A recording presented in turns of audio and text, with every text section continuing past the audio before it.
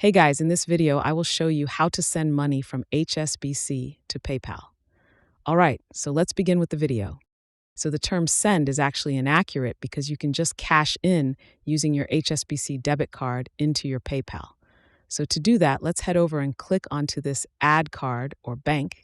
And then from there, you should be able to see in here this. It can be a credit card or a bank account. Let's click onto this bank account option right here. And then once it's done, just head over and put in here the bank name.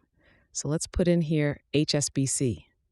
So they will also show you in here other bank name option as well as a bank code from there. So as you can see, they will also ask for a bank code. So you can head over and then search for it. Just put in your HSBC as well as the country that you're in, as well as your bank code. Then from in there, just put in your debt and then enter in your account number. Click onto this link, your bank. Now, once you have linked your bank, you can head over and then just cash in using that. Another option is to just add in here your card.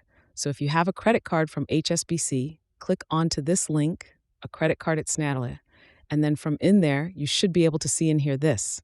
Make sure to add in here your card number, expiration, CVV, as well as your billing address, and click onto this link card option in order to cash in. And then you can use your card in order to add money to PayPal.